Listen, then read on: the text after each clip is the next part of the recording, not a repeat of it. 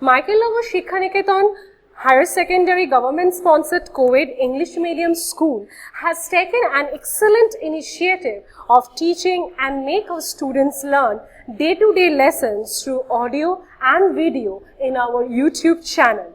Teachers of all the subjects are working hard to enhance these online classes in the midst of this pandemic situation. It is a request to all the teachers, students and guardians to click the bell icon and subscribe our channel. Today I'll be sharing the details and the illustrations for class 7 subject history, and the lesson is 4, and the name of the lesson is Delhi Sultanate with the Turko-Afghan rule. Okay, so first we shall be knowing about what is Delhi. Everybody we know that Delhi is a name of a place, it's a name of a state, and then we shall read or learn about Sultanate. Okay, so what is Sultanate or what is Sultan? So from the word Sultan, the word Sultanate came from. So what is Sultanate? So Sultanate is it's in Delhi Sultanate. The entire Delhi, the entire region named Delhi came to be known as a Delhi Sultanate. So from where the Delhi Sultanate came? So Delhi Sultanate was an Islamic empire. It was completely an Islamic empire based in the Delhi that stretched large parts of the Indian subcontinent. So the ruling area of Delhi Sultanate was controlled around the suburbs or the Indian subcontinents of Delhi and the entire India. So Delhi Sultanate not only been ruled only in the areas of Delhi but to the Indian subcontinent as a whole.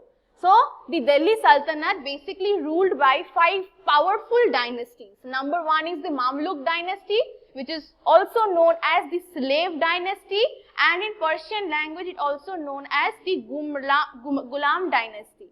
Number 2 is the Khilji dynasty, number 3 is the Tughlaq dynasty, number 4 is the Sayyid dynasty, and number 5 is the Lodi dynasty. So how many dynasties we are reading? We are reading 5 dynasties. Number 1 is Mamluk, number 2 is the Khiljis, number 3 is the Tughlaq, Sayyid and the Lodi dynasty. So we gonna read about how many years? Here are 306 years. We are reading about more than 300 years in this Delhi Sultanate.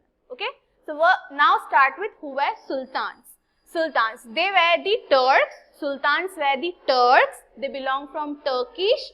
Okay, they are the Turkish, and they adopted the title Sultan instead of king or emperor. We all know who were the king or emperor. So the Sultans initially adopted the title of Sultan, and it is and the Sultans were from Turkey, and they came to be as in Turkish, and they are the Turks. Fine. So the next is we shall read about the Muhammad Ghori. So before reading about all the 5 dynasties of Delhi Sultanate, we have to have the knowledge that who was Muhammad Ghori. So Muhammad Ghori was initially a leader or initially a king or sultan or emperor of the Central Asia and the suburbs areas of Pakistan, Tajikistan and so on. So who was Muhammad Ghori? I have already said it right now. Muhammad Ghori, he died in the year 1206. Okay, Muhammad Ghori died in the year 1206, and he was not having any kind of a daughter or son to rule or to follow after his death, the empire. So hence he was having 5 followers. Whose followers? Muhammad Ghori's followers. Muhammad Ghori was having 5 followers. So let's see who were they. Number 1 is Tajuddin Yildiz. Okay, number 1 is Tajuddin Yildiz, number 2 is Nasiruddin Kubucha, and number 3 is Bakhtiyar Khilji, and number 4 is Kutubuddin Aiba. So let's repeat the name one more time. Tajuddin Yildiz was the first follower of Muhammad Ghori, and number 2 is Nasiruddin Kubucha, number 3 is Bakhtiyar Khilji, and number 4 is Kutubuddin Aibak. He ruled Delhi and Lahore. So Kutubuddin Aibak ruled the parts of Delhi and Lahore. Initially, he, that is Kutubuddin Aibak, established Delhi Sultanate. Okay. So after the death of Qutbuddin Aibak, he was not having any son, he was having a daughter. So that's why his son-in-law, that is Iltutmish, ruled after Qutbuddin Aibak and initially organized a huge Delhi as a sultanate. After Iltutmish, the next ruler was Razia Sultana Begum. She was the first female sultan. She did not adopted the name of Sultana, but she adopted the name of Sultan. So she was, being a woman, she came across as a king, as a male hierarchy of his father Iltutmish. So after the death of Razia Sultana Begum, she died in the year 1240 and she ruled from 1236 to 46. So you can see there are 4 years. She ruled for 4 years. She was the daughter of Iltutmish, and Iltutmish was the son-in-law of Qutbuddin Aibak, the 4th follower of Muhammad Ghori. Fine? Okay. The next is, so after Razia Sultana Begum, next ruler was Nasiruddin Muhammad Shah. So who was Nasiruddin Muhammad Shah? Nasiruddin Muhammad Shah was the youngest son of Iltutmish. Youngest son of Iltutmish. So after Nasiruddin Shah, we can see that we can also say that Nasiruddin Muhammad was the last ruler of slave dynasty. But we can also include Ghiyasuddin Balban as among the ruler of first Mamluk dynasty. So whichever name I have pronounced it right now, and whichever the names have been written this part, these are the kings or emperor of Mamluk dynasty, which also known as slave dynasty, because Qutbuddin Aibak was the slave of Muhammad Ghori. Okay, so next we can see that Turkish. So who was Ghiyasuddin Balban? So Ghiyasuddin Balban was a Turkish noble. He was very powerful, and he was initially not a hierarchy. Systematically he became the emperor of Delhi Sultan, but rather than that, he was richer, and he was richer from richer family, and he belonged from a richer noble, and hence he announced himself as a next emperor of Mamluk dynasty, and initially the last emperor of slave dynasty, that is Ghiyasuddin Balban. Ghiyasuddin Balban was very rich, and he was having a very good kind of a power in the Delhi Sultanate, and that's why he became the ruler of Delhi Sultanate. So till Ghiyasuddin Balban. So Ghiyasuddin Balban was the last ruler of Mamluk dynasty, that is the slave dynasty. Okay? Okay, so now next part. So we shall read about number 2 dynasty, that is Khilji dynasty. So we all know Muhammad Khilji or Bakhtiyaruddin Muhammad Khilji. You have read about Muhammad Bakhtiyar Khilji. Okay, so from his name, from his title, Khilji dynasty came across. So Khilji dynasty was the next dynasty who have ruled on Delhi Sultanate after the Mamluk dynasty, the first one. So let me tell you that after the Mamluk dynasty, there are 12 years of gap between Mamluk dynasty to Khilji dynasty. Okay, noted. The Mamluk dynasty and Khilji dynasty is having 12 years of gap, and in the between of 12 years of gap, there were many small emperors came and they went. They ruled for few months, they ruled for few years, they ruled for 2 to 3 or 5, max to max 5 years, then 10 years, and then they gone. So while reading the Mamluk dynasty, you have to make it very clear in your mind that there are 12 years of gap, generation gap between Mamluk dynasty to the Khilji dynasty. And also Khilji dynasty did not last for long, because he was the Muhammad Bakhtiyar Khilji was having a very harsh attitude towards his subjects. Okay, so Khilji dynasty, Bakhtiyaruddin Muhammad Alauddin Khilji. He was the discoverer of the Khilji dynasty, or you can also say he introduced the Khilji dynasty. And Alauddin Khilji's commander-in-chief was Malik Kafur. Okay, commander-in-chief was Malik Kafur. Next is, so there are various kind of central administration and various kind of governance administration, various kind of zamindari and revenue system, and various kind of dams, hospitals, then parks, then jizyas, and many kind of religious procedures he has introduced, and he has also followed for the gone back dynasties, that is Khilji. Khilji has followed many many religious followings from the gone back dynasty. I meant by the gone back dynasty is from the Mamluk dynasty. Fine. So let's start with the Khilji dynasty now. So we all know Muhammad Alauddin Khilji. He came, he ruled, and then he also went back, and he ruled Delhi only for 4 years. And in the time of Khilji dynasty, or in the rule of Khilji dynasty, during the rule of Khilji dynasty, Delhi Sultanate was emerging into a very, very powerful dynasties in the history of medieval period. Okay, this is second phase of what it says, Delhi Sultanate. Number 3 phase is Tughlaq dynasty. So the first is Mamluk dynasty and number 2 is Khilji dynasty. So Mamluk dynasty and Khilji dynasty both are from the first part of 13th century. Now we are going towards the second or last part of 13th century, that is the Tughlaq dynasty. Okay, so third is Tughlaq dynasty. Tughlaq dynasty was has started from the second half of Delhi Sultanate. Okay, the first ruler of Tughlaq dynasty was Muhammad bin Tughlaq. Number 2 was Ghiyasuddin Tughlaq, and number 3 was Firoz Shah Tughlaq. Okay, there were 3 powerful emperors of Tughlaq dynasty's name only been mentioned, not the entire 12 generations emperor name has been mentioned in your book.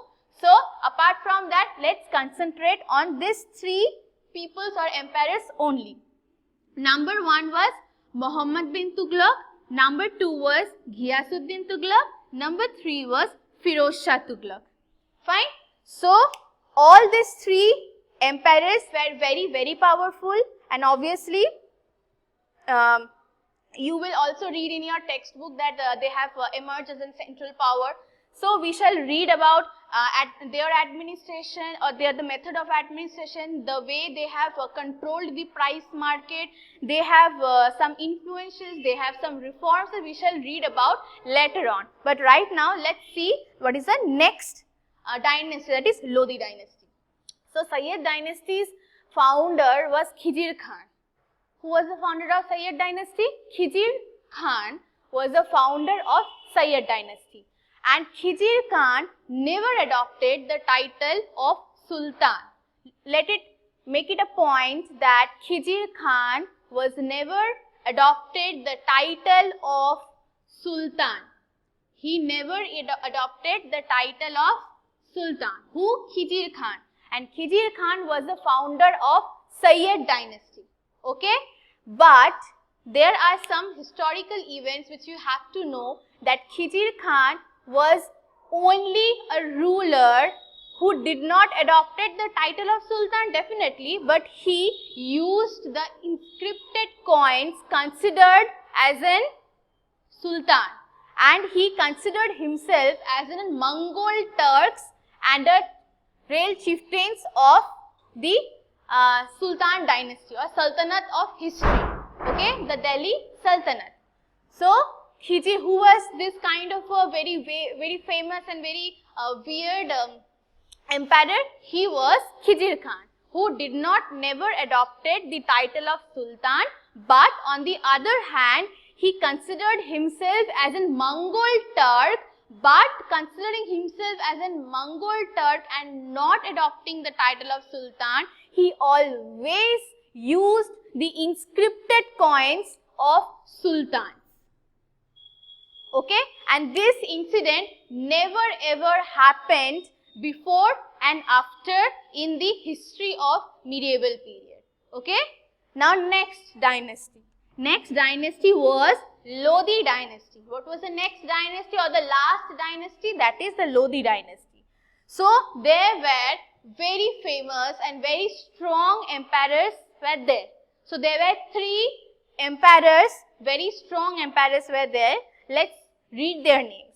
Number 1 was Bahlul Lodi. So what is the name of first emperor of Lodi dynasty? Bahlul Lodi. So the pronunciation is Bahlul and the spelling is Bahlul-Lodi. Okay, this is the spelling of Bahlul and the pronunciation is Bahlul Lodi. Number 2 is Sikandar Lodi. Who was the number 2? Sikandar Lodi.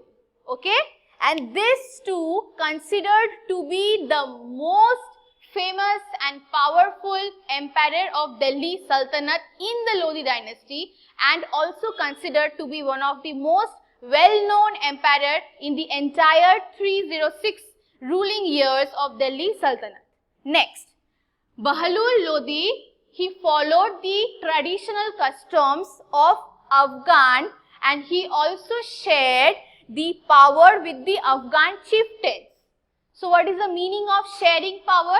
The meaning of sharing power that he was not a solo king or solo emperor or sultan of Lodi dynasty. He shared his rule or emperor with the Afghan chieftains and he followed the traditional customs of Afghans. Fine? Clear? Okay, now next is Sikandar Lodi.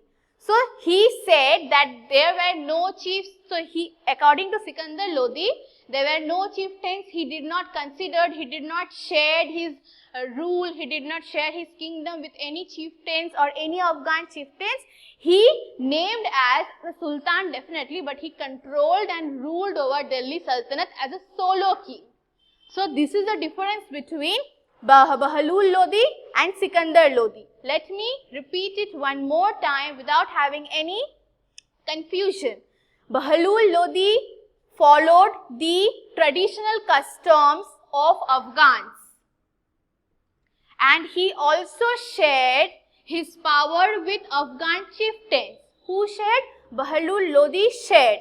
Number 2, on the other hand, Sikandar Lodi did not adopt the traditional customs of Afghans and he also did not try or will to share his power with Afghan chieftains. He was a solo sultan of Delhi Sultanate in the regions of Central India.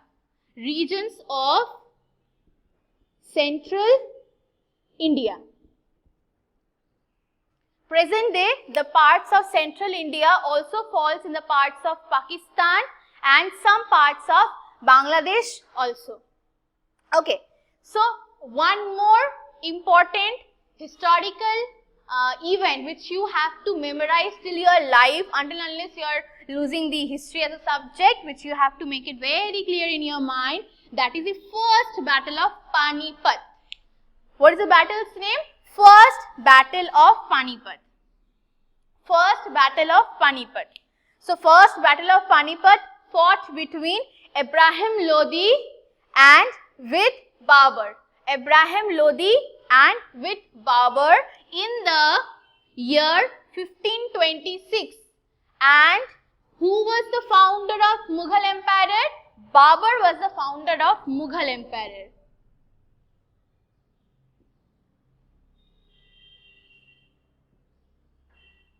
Okay, so we are already in the last phase or last ruling dynasty of Delhi Sultanate, and after the ruling dynasty of Delhi Sultanate, we are also seeing that the rise of Mughal Empire in Delhi with the hands of Babur. Obviously, Babur was the founder of Mughal Empire and Babur fought a first battle of Panipat in the year 1526 with Ibrahim Lodi, where Ibrahim Lodi was defeated by the Babur.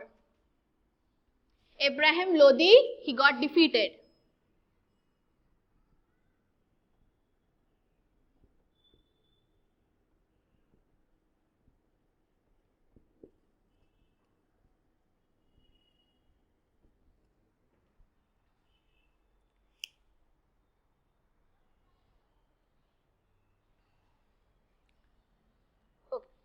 So in the next part of the video, Delhi Sultanate's administration policy, military control, what is centralized administration, who were the armies, ulemas, umras, what is Iqta system, and the economic control, and in the last we shall read about the control over market price. Okay. Thanks for watching. Leave a like and comment. Subscribe. And do share the video among your friends.